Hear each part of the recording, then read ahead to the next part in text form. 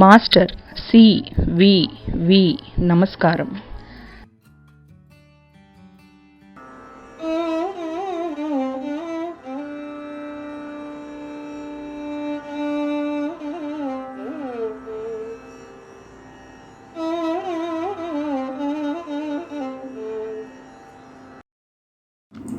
నాలుగో భాగము. పుత్రోదయం. ప్రతిరోజు ప్రేయర్కి వెళ్ళడం, నాన్నగారితో సంభాషణ, అమ్మతో కబుర్లు నా జీవితంలో భాగమైనాయి. నా ఆరోగ్యం పూర్తిగా కుదుటపడలేదు కానీ మనసు ఉల్లాసంగా ఉండేది. రోజు ఎప్పుడెప్పుడు ప్రేయర్ టైం అవుతుందా అని ఎదురు చూసేదాన్ని. చనువుగా నాన్నగారిని ఏ ప్రశ్న అయినా అడిగేదాన్ని. అమ్మ ప్రేమగా ఏదో ఒకటి తినిపించేవారు ప్రతిరోజు. అవే రోజులు ఇప్పటికీ నా మనసులో తీయని జ్ఞాపకంగా మిగిలాయి. రోజు నాన్నగారిని, నా ఆరోగ్యం ఎప్పటికీ పూర్తిగా కుదుటపడదా నాన్నగారు అన్నాను. ఆయన నవ్వి, నువ్వు సిద్ధంగా ఉన్నావా, మరి చూడు ఎలా యాక్షన్ జరుగుతుందో అన్నారు. ప్రేయర్ మొదలైంది. యథాప్రకారంగా నల్లని ఆకారం ప్రత్యక్షమై ఉంది. నాన్నగారు, ఏదో నల్లని ఆకారం, నాకు భయంగా ఉంది అన్నాను. సరే, ఎప్పటి అవతారమేగా, ఎవరో కనుక్కో, ఏం కావాలో అడుగు అన్నారు నాన్నగారు. నా గొంతు పట్టేసినట్లు, మాట బయటికి రానట్లు అనిపించింది. నోరు పెగల్లేదు. ఎవరు నువ్వు, పైకి రా. నాన్నగారి గద్దింపు వినబడుతోంది. ఏం జరుగుతుందో నాకు అర్థం కావడం లేదు. నా పేరు వెంకట్రత్నం. నేను ఈ ఇంటి ఆడబడుచును. నా కోరిక తీరక బావిలో పడి చనిపోయాను. నాకు వారింటిని విడవడం ఇష్టం లేదు. వారింట్లోనే ఉంటాను. సరే, ఇక వెళ్ళు ఆజ్ఞాపించారు నాన్నగారు. నాకు తగని నీరసంగా అనిపించింది. అంతో అయోమయంగా ఉంది. అమ్మా, రేపు నమస్కారానికి నువ్వు రావద్దు, నేనే మీ ఇంటికి వస్తాను అన్నారు శ్రీ శాస్త్రి గారు. అలానేనని తలూపి సెలవు పుచ్చుకున్నాను. మర్నాడు శ్రీ శాస్త్రి గారు 8 గంటల ప్రాంతంలో మా ఇంటికి వచ్చారు. మా మామగారు చాగంటి సాంబయ్య పంతులు గారు తిరుపతిలో దేవస్థాన కమిషనర్గా పనిచేసేవారు. పెద్ద హోదా, మంది మార్బలం, మనిషి మితుభాషి, గంభీరంగా ఉండేవారు. అందువల్ల ఆయన పట్ల అందరికీ గౌరవం, ఒకంత భయం. శాస్త్రి గారు మా మామగారితో, ఏమండి, అమ్మాయికి ఈరోజు ఇక్కడే ట్రీట్మెంట్ చేస్తాను, మీరు కూడా ఉంటే బాగుంటుంది అన్నారు.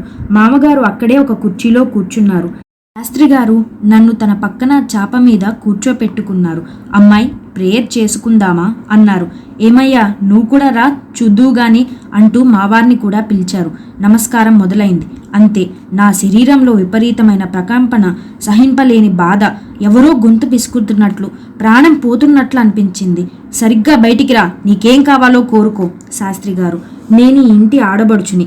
నాకు ఈ ఇంటి మీద మమకారం తీరలేదు. నాలో నుంచి ఓ అజ్ఞాత వ్యక్తి మాట్లాడుతున్నారు. సరే, నీ ఇంట జన్మ తీసుకుంటావా అడిగారు శాస్త్రి గారు. నన్ను వీళ్ళు గౌరవించరు. అజ్ఞాన వ్యక్తి గొంతు. సరే, నీ ఇష్టం. ఈ అమ్మాయిని మాత్రం వదిలిపోవాలి, నాన్నగారు ఖచ్చితంగా చెప్పారు. ఏమిటి, వెళ్తావా, లేదంటే ఈ ఇంట్లోనే తిరిగి నీకు మంచి జన్మ సాధ్యమవుతుంది, ఏమంటావు మళ్ళీ అడిగారు నాన్నగారు. అంగీకరించింది. ఇదంతా మా మామగారికి కొంచెం కష్టం అనిపించింది. అయినా కళ్ళ ముందు జరుగుతున్న దానిని కాదనే వీలు లేదు. ఆయన ఏమనుకున్నారో గాని నన్ను మాత్రం ప్రేయర్కి వెళ్ళవద్దని అనలేదు. తరువాత నాన్నగారిని అడిగాను, ఆమె ఎందుకు నన్ను ఇలా బాధిస్తోంది అని. తీరని కోరికలతో చనిపోవడం వల్ల, మీ ఇంటి మీద ఆశ తీరకపోవడం చేత అన్నారు నాన్నగారు. అప్పుడప్పుడు కొంచెం అనారోగ్యం కనిపించినా ఆ రోజు తర్వాత నా ఆరోగ్యం పుంజుకుంది. నల్లని ఆకారం నాకు కనిపించడం లేదు. ప్రేయర్ రెగ్యులర్ చేసుకుంటున్నాను. ఒకరోజు నాన్నగారు, నాకు భయం లేకుండా, ఎప్పుడూ ఏ ఆపద రాకుండా నాతో ఉండేందుకు ఏమైనా ఇవ్వరా అని అడిగాను. టైం వస్తే తప్పక ఇస్తానన్నారు నాన్నగారు. అలాగే 2-3 నెలల్లో మా 2వ అబ్బాయి గర్భంన పడ్డాడు. మళ్ళా కొంత అనారోగ్యం అనిపించినా నాలో ఓ నిశ్చింత భావం కలిగింది.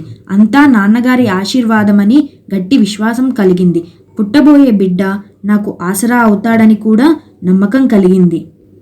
అదే సమయంలో మరో సంఘటన కూడా జరిగింది. నాన్నగారు కుంకుమిచ్చి, అమ్మాయి, నీకు ఆరోగ్యం సరిగ్గా లేనప్పుడు దీన్ని పెట్టుకుంటూ ఉండు అన్నారు. అలాగే జాగ్రత్తగా అప్పుడప్పుడు పెట్టుకుంటూ ఆ కుంకుమని భద్రంగా మేజాలో భద్రపరిచాను. కానీ మర్నాడు కనిపించలేదు. ఈ విషయం నాన్నగారితో చెప్పగా, అనుకున్నట్లే అయింది అన్నారు.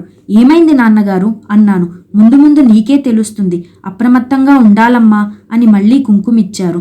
9 నెలలు జాగ్రత్తగా అవసరమైనప్పుడల్లా ఆ కుంకుమను పెట్టుకునేదాన్ని. 1943 జనవరి 3వ తేదీన పుత్రజననం. మంచి శరీర రంగుతో చక్కని వర్చస్సుతో ఉన్న ఆ శిశువుని చూస్తే నాకెంతో ఆనందం, అపారమైన శాంతి కలిగాయి. నాన్నగారు వెంకటరత్నం గారే జన్మ తీసుకున్నారని ధృవపరిచి పిల్లవానికి వెంకటరత్నాకరు అను నామకరణం చేయమన్నారు. అందరూ సంతోషించి ఒప్పుకున్నారు. చిరంజీవి రత్నాకరు రాకతో నా ఆరోగ్యం పూర్తిగా కుదుటపడింది. కొత్త ఉత్సాహం, విశ్వాసం, నిశ్చింత, ఉల్లాసం, ఆనందం నాలో చోటు చేసుకున్నాయి.